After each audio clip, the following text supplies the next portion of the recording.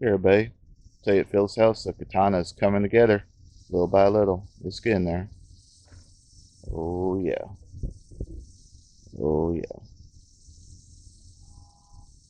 Today we'll be going through the set of carburetors off my Katana. Get them cleaned up, freshened up, and ready to throw back on the bike. So, first issue I find on this is the chokes are pretty sticky, hard to move. So chances are they got some gum and choke slides themselves. So we'll take this bar off the top of here, and then we should be able to grab hold of each individual choke and kind of work them.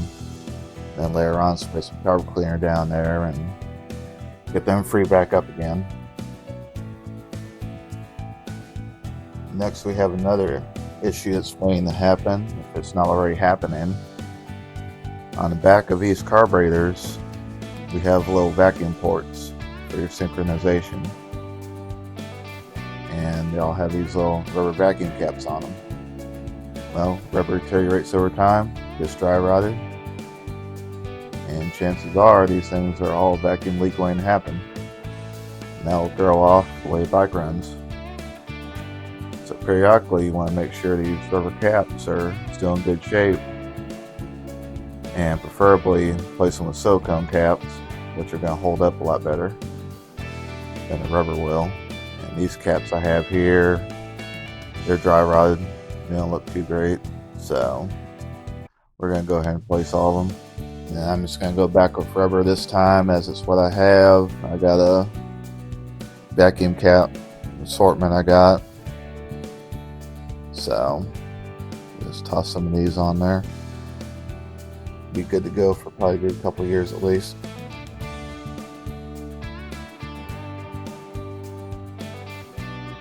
Go ahead and take the diaphragm out of the top of the carburetor on the slide.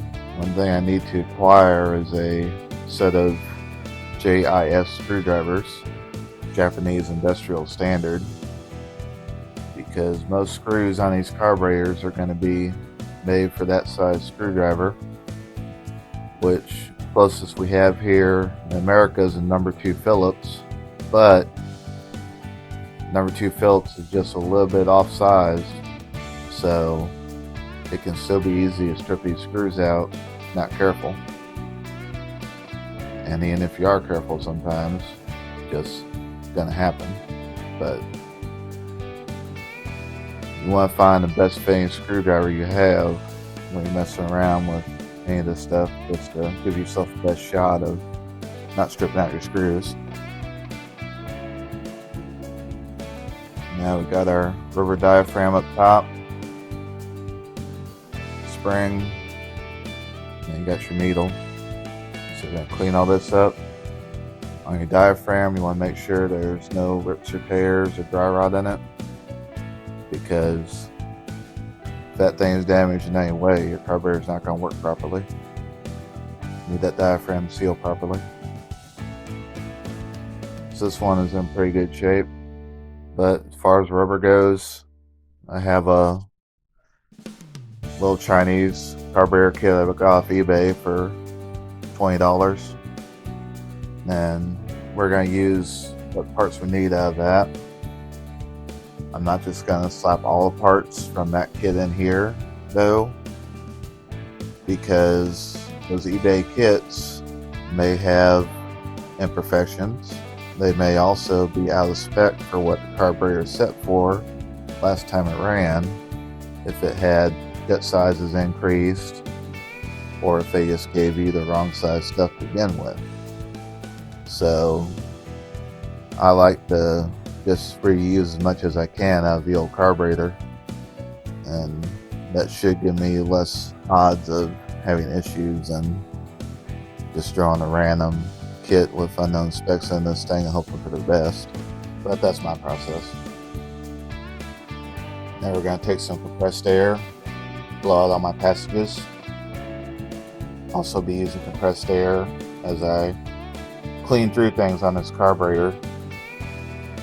Kind of helps save on carburetor cleaner and does a pretty good job of blowing things out. So typically I'll spray it with carburetor cleaner, and then it does a pretty good job of cleaning everything up. And now comes the tricky part. We're gonna remove the screws off the fuel bowl. And this is usually where stripping happens. So what I usually do is apply good pressure onto the screwdriver. Kind of helps make sure it's seated in as far as it'll go. And then give it a little twist. And so you're gonna break it loose or it's gonna strip it. In this case, it's strip it. So now we're gonna move on to this other screw. And we're still having slipping issues.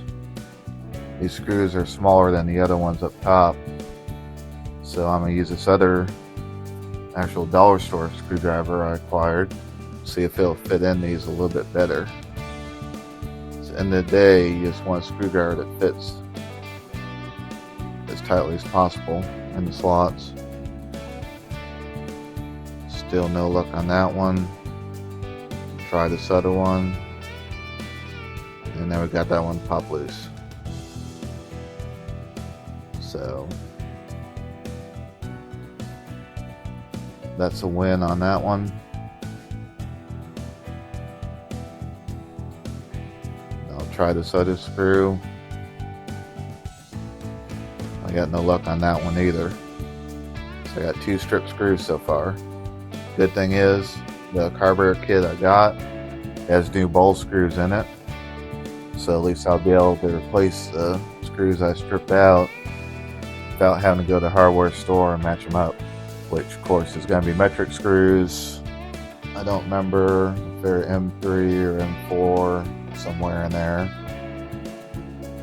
Sometimes I like to use the hex head screws too. Seem to work pretty well for carburetors. Do something nice to grab hold of when you're stripping them. Versus their Phillips head or JIS or whatever you got. I try to use a speed out set to get these screws out.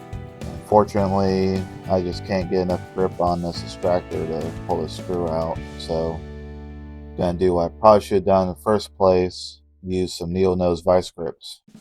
Get them to lock on here. They do pretty well at popping these screws out. You don't need to do a bunch of twists, you just need to break it loose.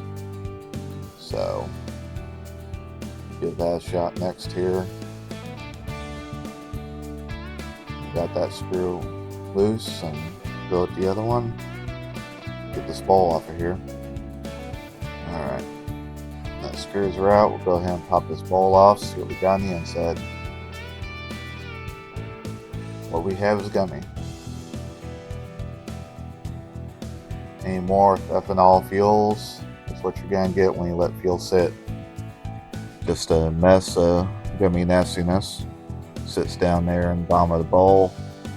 If you got fuel in there, it sits around your jets and it gets all full of that gum. And now you got a blast solid carburetor cleaner. And it's all kinds of gummy inside there. But we'll go through it, strip it, make it all like new again. Float's dirty, but it seems to be okay. You can pull the float out, put in a glass of water or whatever kind of fluid you want pretty much.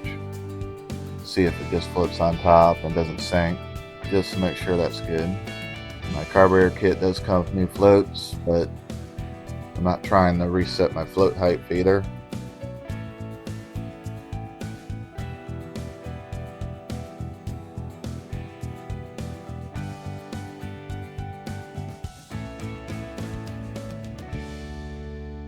We're going to go ahead and pull out our main jet. Take a look in here. You want to be able to look down that jet, see light on the other side of it. In this case, it's perfectly clear. Just spray it out. Should be good as new again. If you get one that's really clogged up, you can also take a welding tip cleaner run it through there, but you gotta be careful not to make the hole bigger. Make the hole bigger, then it's gonna put more fuel through it and basically make a richer mixture, which is great if you need it, but if you don't need it, you don't want to upset your air-fuel ratio. So you just have to be careful when you're trying to run stuff through them. If you can clean it out with air and cleaner, that's the best way.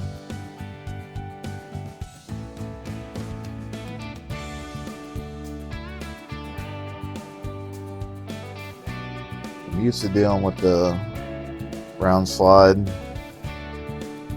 vacuum carburetors. First time messing with one of these flat slide ones.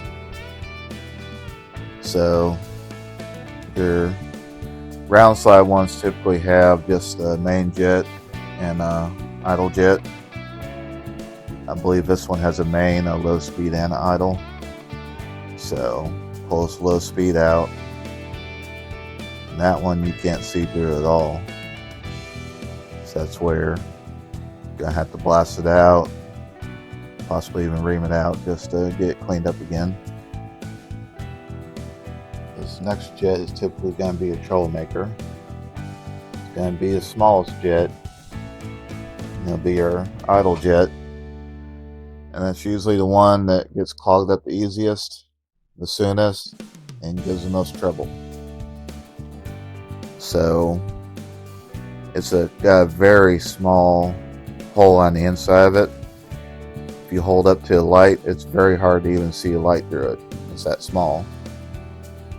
So a lot of times it's hard to tell whether it's clean or not. Of course, if you can see the hole through it, then you know it's clear. But also another way is to run carburetor cleaner through it and see if it sprays out the other side in a nice pattern. If it trickles out, it's not clear, it needs to actually spray out of it. And as long as it does that, you'll be in good shape. Now we're gonna go ahead and pull out our carburetor kit we got off eBay. That's a pretty good little kit we got here. Got new bowl gaskets, new diaphragms, new jets, new needle, new seat, new bowl screws, which is going to be important, and a couple other little miscellaneous O-rings. So put some fresh rubber in this carburetor. Diaphragms are pretty easy to change. You just pull the old one off and then kind of stretch the new one over top of the slide assembly, and that'd be good to go.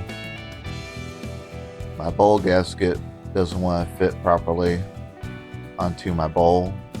A little bit oversized and just won't stay in the grooves. So I'll take some of that spray gasket sealant that I had and just kind of throw a real light coat on it, just make it tacky. And that'll hold that gasket into that bowl. So I can get it all assembled and not have it trying to flop out on me. Then when you put these slides in, you want to line up the needle with your jet passage. Otherwise, they'll keep catching a needle when you try to slide the slide down all the way. And it should just slide on in, throw your spring in, throw your cap on top, and you're good to go on top side. Now we got one carburetor done. We're on our second carburetor here. And one thing I noticed is green discoloration on all my brass. Discoloration on brass or copper is an indication of contamination, and it corrodes in terms of colors, so it'll turn green like this. And my seat is pretty rough looking on the inside of it. It's not smooth at all, so I'm going to go ahead and place the seat on this one. So you just pull a little screw out from the top of the seat, grab hold of the seat, pull it straight out, and then just pop the new one in, throw the screw back on top of it, you're good to go. And moving on to my other two carburetors, they're both really clean. So this is probably due to the bike sitting on a side stand, and you had all your fuel switched over to the other 2 carburetors on the lower side, and then there wasn't any fuel in the other 2. So 2 got real gummy, the other 2 almost looked perfectly clean right when I stripped them down. So just put fresh rubber in it where I needed it, moved on. Another thing to keep in mind dealing with carburetors that are synced is you don't want to mess with any of the adjustment screws on the outside of the carburetor where the linkage is. Preferably you don't even want to separate these guys, because if you make any small alteration to it, then you're going to have to resync them all. And basically I'm just hoping that they're synced well enough already that I don't have to mess with them. So we're leaving everything together.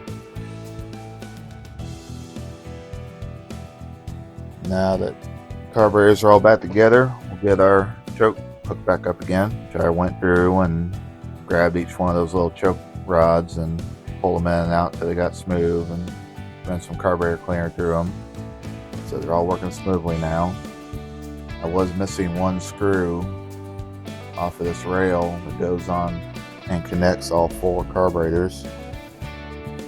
I did figure out that the carburetor bowl screw is the exact same size, so I just found a matching washer that I had in my collection of random stuff laying around. Threw that on there, and now we're good to go. So hold on to your nuts and bolts. You never know when you might need them. Some may call you a hoarder for that. Some may call it genius. All depends on if you need the stuff you're holding on to, or if you're still just holding on to it, I guess. But that's going to wrap it up for today. We've got our carburetors back together. They're ready to go onto the bike. And we will continue on another episode of Phil's House. Thank you all for watching. We'll see y'all next time.